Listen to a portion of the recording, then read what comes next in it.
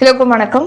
இது உங்கள் study with Darshini YouTube channel. நம்ம இந்த வீடியோல ஆகஸ்ட் 23 மற்றும் 24 இந்த 2 தினங்களுக்கான கரண்ட் அஃபேர்ஸ் பார்க்க போறோம்.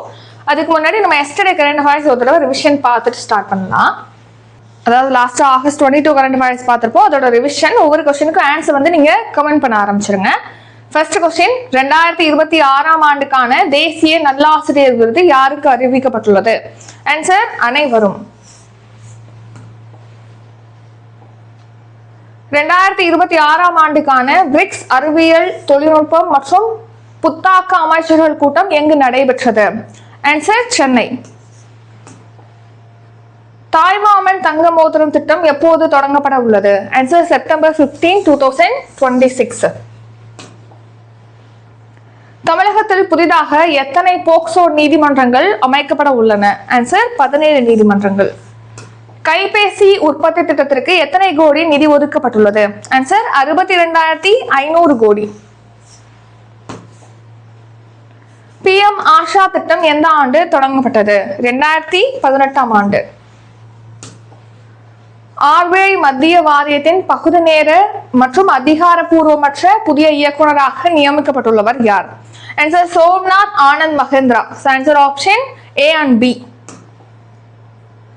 பயங்கரவாதத்தால் பாதிக்கப்பட்டவர்களை நினைவு கூறும் சர்வதேச நாள் எந்த நாளில் அனுசரிக்கப்படுகிறது? Answer August 21. சமீபத்தில் காலமான சவுகார் ஜானகி கீழ்கண்ட எதனோடு தொடர்புடையவர்? ஆன்சர் நடிகை. ஆகஸ்ட் 23, 24 இந்த 2 டேஸ்க்கான கரண்ட் அஃபேர்ஸ் கவனிங்க. அதுக்கு முன்னாடி ஒரு திருக்குறள் நம்ம பார்க்க போறது வந்து பெரியோரை துணைகூடல் அதிகாரத்துல லாஸ்ட் திருக்குறள் தான் நம்ம பார்க்க போறோம். கவனிங்க. பல்லார் பகை கொள்ளலிர் பத்தெடுத்த தீமைத்தே நல்லார் தொடர்கை விடல். அதாவது பல்லார் அப்படின்னா என்ன? பல பேர். சோ பல்லார் பகை கொள்ளலிர் அப்படின்னா பல பேர் நம்ம மேல பகையோட இருக்கிறாங்க அப்படின்னா அதனால நமக்கு வரக்கூடிய தீமை விட 10 மடங்கு மிகப்பெரிய தீமை எப்ப கிடைக்கும் அப்படின்னு கேட்டா, ஒரு நல்லவருடைய தொடர்பை நம்ம கைவிட்டோம் அப்படின்னா அதுதான் 10 மடங்கு தீமையை நமக்கு தரும். அதாவது உங்களுக்கு பல பேர் உங்களுக்கு பகைவரா இருக்கலாம், தீமை தரக்கூடியவங்களா இருக்கலாம். ஆனா அந்த தீமையெல்லாம் விட 10 மடங்கு தீமை தரக்கூடியது ஒரு நல்லவருடைய தொடர்பை நம்ம கைவிட்டோம்னா அதுதான் தீமையை தரும் அப்படின்னு சொல்றாங்க. பல்லார் பகை கொள்ளலிர் பத்தெடுத்த தீமைத்தே நல்லார் தொடர்கை விடல். அடுத்து கரண்ட் அஃபேர்ஸ் தமிழ்நாடு டாபிக். தமிழகத்தின் 2வது யூத கல்வெட்டு எங்கு கண்டெடுக்கப்பட்டுள்ளது? ஆன்சர் ஆனந்தூர். கிருஷ்ணகிரி மாவட்டத்துல ஆனந்தூர் பகுதியில தான் இப்போ ஒரு யூத கல்வெட்டு அப்படிங்கிறது கண்டுபிடிக்கப்பட்டிருக்கு. இது தமிழ்நாட்டுல கண்டெடுக்கப்பட்ட 2வது யூத கல்வெட்டு. ஸோ ஃபர்ஸ்ட் கல்வெட்டு ஏற்கனவே வந்து ராமநாதபுரத்துல கண்டெடுக்கப்பட்டிருக்கு. இப்போ தமிழ்நாட்டுல 2வது யூத கல்வெட்டு அப்படிங்கிறது கிருஷ்ணகிரி மாவட்டத்துல கண்டெடுக்கப்பட்டிருக்கு. ஸோ இதுல கவனிங்க, இந்த கல்வெட்டுல வணிக குழு கல்வெட்டுன்னு சொல்றாங்க. ஒரு 4 வணிக குழுவினருடைய பேர் வந்து அதாவது குழுவை வந்து மென்ஷன் பண்ணிருக்கு இந்த கல்வெட்டுல. ஒன்னு வந்து சூதகர், அதாவது யூதர்கள் தான் நம்ம சூதகர் அப்படின்னு சொல்லி மென்ஷன் பண்ணிருக்காங்க.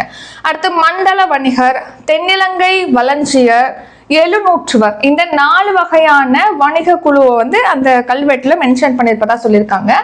இந்த கல்வெட்டு 13ஆம் நூற்றாண்டை சேர்ந்தது. இது 2வது யூத கல்வெட்டு தான் கிருஷ்ணகிரியில கண்டெடுக்கப்பட்டிருக்கு. முதல் யூத கல்வெட்டு அப்படிங்கிறது ராமநாதபுரத்துல வாலாந்தரவை அந்த பகுதியில வந்து கண்டுபிடிக்கப்பட்டிருக்கு. இந்த 4 வணிக குழுக்கள் இணைஞ்சு அங்கே உள்ள ஒரு கோவிலை வந்து கட்டியிருப்பதா தெரிவிச்சிருக்காங்க. ஸோ யூத குழுக்கள் வந்து நம்ம தமிழகத்துக்கு வந்திருக்கிறதுக்கு இது ஒரு ஆதாரமா இந்த கல்வெட்டு இருக்கு. ஓகேவா? நெக்ஸ்ட் வந்து world and international current affairs.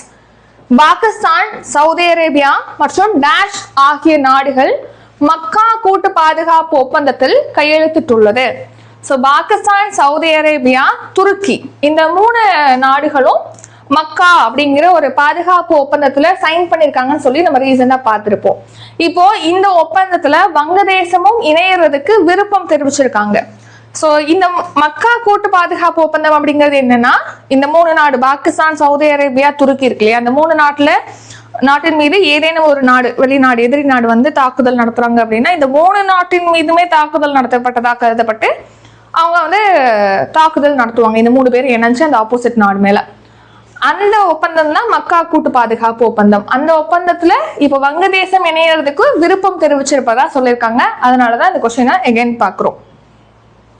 So வங்கதேசம் தன்னுடைய தேசிய நலன், பொருளாதாரம், வர்த்தக நலன்களை கருத்தில் கொண்டு இதுல சேர விருப்பம் தெரிவிச்சிருக்காங்க. வங்கதேச நாட்டுடைய பிரதமராக தாரிக் ரஹ்மான் வந்து இருக்காங்க. அடுத்து நேஷனல் கரண்ட் அஃபேர்ஸ். பொதுமக்களுக்கு தேவையான அத்தியாவசிய பொருட்களின் உற்பத்தி, விநியோகம் மற்றும் விலையை கட்டுப்படுத்தும் சட்டம் எது? ஆன்சர் வந்து அத்தியாவசிய பொருட்கள் சட்டம் 1955. ஸோ ரொம்ப அத்தியாவசியமான எசென்ஷியல் ப்ராடக்ட்ஸ்ன்னு சொல்லிட்டு இருக்குல்ல, அது பொதுமக்களுக்கு வந்து இப்போ எப்படி சொல்றது, பெட்ரோல் ரொம்ப எசென்ஷியல், பெட்ரோல் இல்லாட்டி எந்த ஒரு வேலையும் நடக்க முடியாது. அதே மாதிரி எல்பிஜி, லிக்விஃபைடு பெட்ரோலியம் கேஸ், இந்த மாதிரி ரொம்ப அத்தியாவசியமான பொருட்கள்னு சொல்லிட்டு இருக்கு இல்லையா, அதோட விநியோகத்தை, அதோட விலையை கட்டுப்படுத்துறது, அதை யாராவது பதுக்கி வைக்கிறாங்கன்னா அதை தடுக்கிறது, இந்த மாதிரியான விஷயங்களை சரி பண்றதுக்கான ஒரு சட்டம் தான் அத்தியாவசிய பொருட்கள் சட்டம் 1955 அப்படிங்கிறது. இப்ப எதுக்காக இந்த சட்டம் பத்தி பாக்குறோம்னா, இப்ப ரீசெண்டா இந்த ஹோர்மோஸ் நீரிணையை வந்து க்ளோஸ் பண்ணதுனால அங்கேருந்து நமக்கு எல்பிஜிங்கிறது 50% நம்ம வெளிநாடுகள்ல இருந்து தான் என்ன பண்றோம், எல்பிஜி இறக்குமதி செய்யறோம். அதுல 80% மேல பெட்ரோல்லாம் வந்து நம்ம வெளிநாடுகள்ல இருந்து தான் கச்சா எண்ணெய் இறக்குமதி செய்யறோம். ஸோ இந்த எல்பிஜி தட்டுப்பாடு அப்படிங்கிறது ஏற்பட்டிருந்துச்சு இந்த ஹோர்மோஸ் நீரிணையை க்ளோஸ் பண்ணதுனால.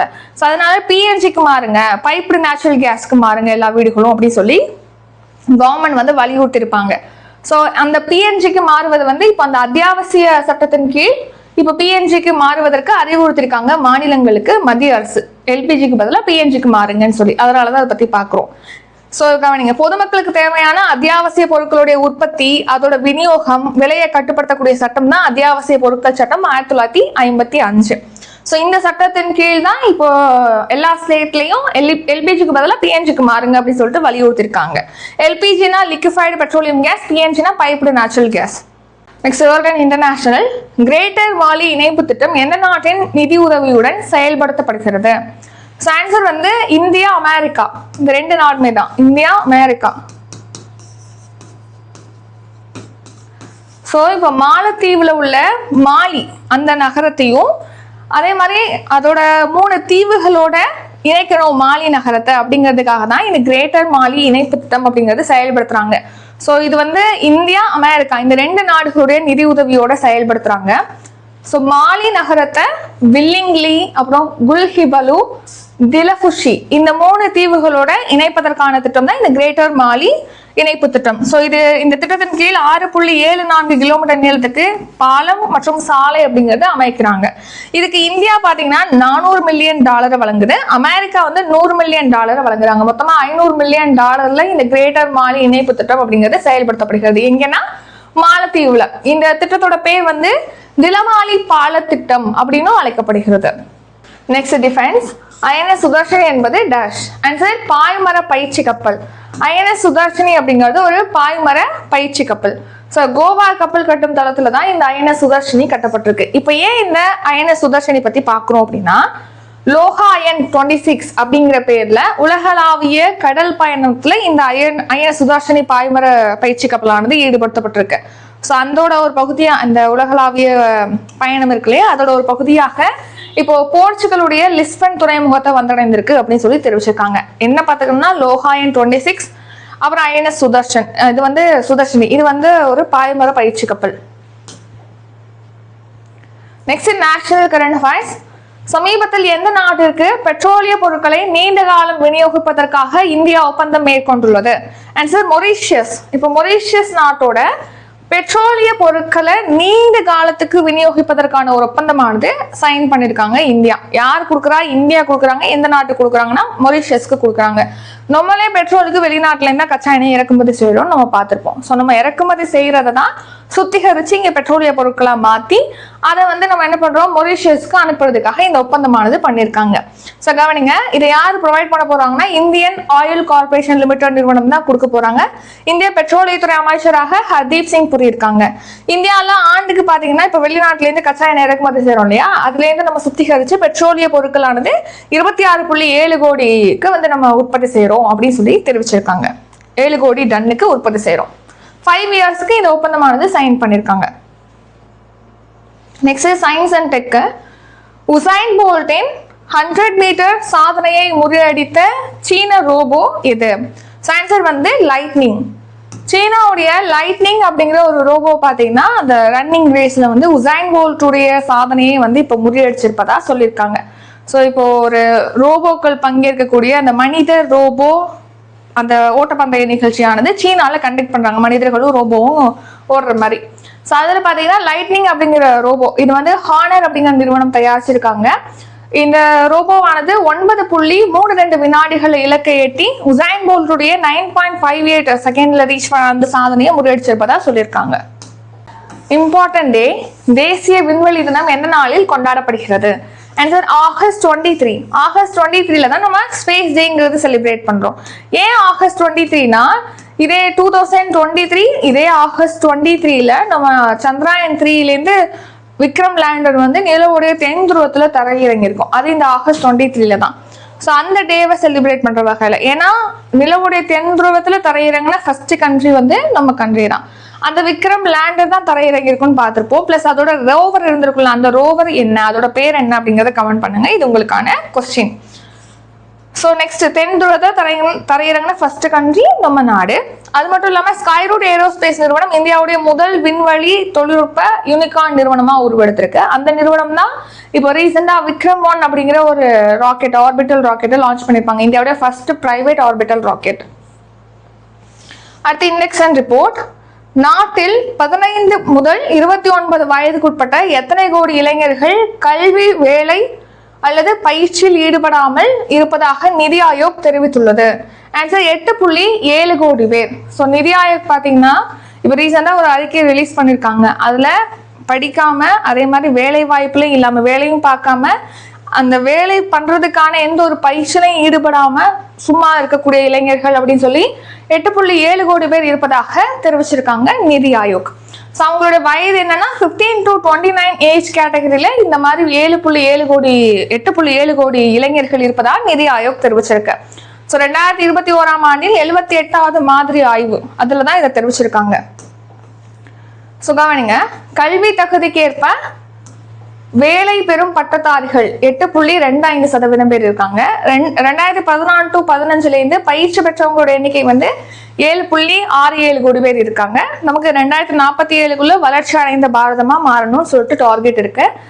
நிதி ஆயோக் ரிலீஸ் பண்ண அந்த அறிக்கையோட பெயர் என்ன அப்படின்னா 2047ஆம் ஆண்டில் வளர்ந்த பாரதத்திற்கான திறனை மீண்டும் கட்டமைத்தல். அதான் வந்து அந்த ரிப்போர்ட்டோட நேம். அடுத்து ஸ்போர்ட்ஸ். 2026ஆம் ஆண்டிற்கான U20 உலக மல்யுத்த சாம்பியன்ஷிப் போட்டியில் காஜல் டோச்சக் எந்த பதக்கம் வென்றுள்ளார்? ஆன்சர் தங்க பதக்கம்.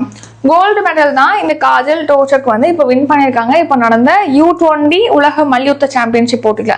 இது வந்து ஸ்லோவேகியால நடந்திருக்கு ஆகஸ்ட் 17லேருந்து 23 வரைக்கும்.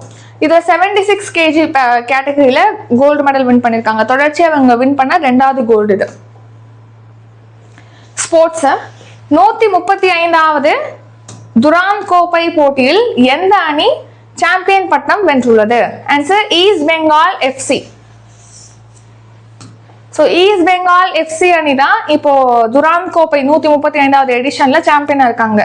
ஸோ இது இவங்க வின் பண்ண 17வது சாம்பியன் பட்டம். கடைசியா 2004ல் இவங்க வின் பண்ணியிருந்திருக்காங்க. அடுத்த ஸ்போர்ட்ஸ். 2026ஆம் ஆண்டிற்கான உலக பேட்மிண்டன் சாம்பியன்ஷிப் போட்டி எங்கு நடைபெற்றது? ஆன்சர் டெல்லியில தான் இந்த பேட்மிண்டன் சாம்பியன்ஷிப் போட்டி, உலக சாம்பியன்ஷிப் போட்டிங்கிறது நடந்திருக்கு. ஸோ அதில் மகளிர் ஒற்றையர் பிரிவில் ஆன்சயாங் இவங்க தென்கொரிய வீராங்கனை, ஆடவர் ஒற்றையர் பிரிவில் அலெக்ஸ் லேனியர் வந்து சாம்பியனா இருக்காங்க, பிரான்ஸ் வீரர். அதே மாதிரி இரட்டையர் பிரிவை பொறுத்த வரைக்கும் மகளிர் இரட்டையர் பிரிவில் நம்ம இந்தியாவுடைய த்ரிசா ஜாலி அப்புறம் காயத்ரி கோபிச்சந்த் இவங்க 2 பேர் அடங்கிய இணையானது வெண்கல பதக்கம் வின் பண்ணியிருக்காங்க. ஸோ இது வந்து உலக சாம்பியன்ஷிப் போட்டியில் இந்தியாவுக்கு கிடைச்ச 16வது மெடல். அடுத்த லாஸ்ட்டாக நம்ம ரிவிஷன் பார்த்தோம்ல, அதுக்கு முன்னாடி PC பேட்ச் வந்து நம்ம சேனல் 28ஆம் தேதி ஸ்டார்ட் ஆகுது. அடுத்த GS பேட்ச் ஸ்டார்ட் பண்ணுறோம். Subscription current affairs 1 year subscription, test batch provide பண்ணுறோம். தமிழ் GS பேட்ச்லாம் இருக்கு. அப்கமிங் டெஸ்ட் பேட்ச் பற்றி டீட்டெயில் டிஸ்கிரிப்ஷன்ல இருக்கு, செக் பண்ணி பார்த்துக்கோங்க. இப்போ நம்ம ரிவிஷன் பார்க்கலாம். தமிழகத்தின் 2வது யூத கல்வெட்டு எங்கு கண்டெடுக்கப்பட்டுள்ளது? Answer Anandur. Pakistan, Saudi Arabia மற்றும் டேஷ் ஆகிய நாடுகள் மக்கா கூட்டு பாதுகாப்பு ஒப்பந்தத்தில் கையெழுத்திட்டுள்ளது. ஆன்சர் துருக்கி. பொதுமக்களுக்கு தேவையான அத்தியாவசிய பொருட்களின் உற்பத்தி, விநியோகம் மற்றும் விலையை கட்டுப்படுத்தும் சட்டம் எது? ஆன்சர் அத்தியாவசிய பொருட்கள் சட்டம் 1955. கிரேட்டர் மாலி இணைப்பு திட்டம் எந்த நாட்டின் நிதி உதவியுடன் மேற்கொள்ளப்படுகிறது? ஆன்சர் இந்தியா மற்றும் அமெரிக்கா. ஆன்சர் வந்து option A and D. INS Sudarshini என்பது டேஷ். ஆன்சர் பாய்மர பயிற்சி கப்பல். சமீபத்தில் எந்த நாட்டிற்கு பெட்ரோலிய பொருட்களை நீண்ட காலம் விநியோகிப்பதற்கான ஒப்பந்தத்தை இந்தியா மேற்கொண்டுள்ளது? Answer Mauritius. உசேன் போல்ட்டின் 100 மீட்டர் சாதனையை முறியடித்த சீன ரோபோ எது? Answer lightning. தேசிய விண்வெளி தினம் எந்த நாளில் கொண்டாடப்படுகிறது? Answer August 23. நாட்டில் 15 முதல் 29 வயதுக்குட்பட்ட எத்தனை கோடி இளைஞர்கள் கல்வி, வேலை அல்லது பயிற்சியில் ஈடுபடாமல் இருப்பதாக நிதி ஆயோக் தெரிவித்துள்ளது? ஆன்சர் 8.7 கோடி. 2026 ஆண்டிற்கான U20 உலக மல்யுத்த சாம்பியன்ஷிப் போட்டியில் காஜல் டோஷக் எந்த பதக்கம் வென்றுள்ளார்? ஆன்சர் தங்க பதக்கம் வின் பண்ணிருக்காங்க. 135வது துரான் கோப்பை போட்டியில் எந்த அணி சாம்பியன் பட்டம் வென்றுள்ளது? East Bengal FC. 2026 ஆண்டிற்கான உலக பேட்மிண்டன் சாம்பியன்ஷிப் போட்டி எங்கு நடைபெற்றது? Answer new Delhi. இத்துடன் இன்றைக்கான கரண்ட் அஃபேர்ஸ் வீடியோ நிறைவடைகிறது. இந்த வீடியோ உங்களுக்கு பிடிச்சிருந்தா லைக் பண்ணுங்க, ஷேர் பண்ணுங்க. நம்ம சேனலை நீங்க இன்னும் சப்ஸ்கிரைப் பண்ணலன்னா மறக்காம சப்ஸ்கிரைப் பண்ணிக்கோங்க. நன்றி, வணக்கம்.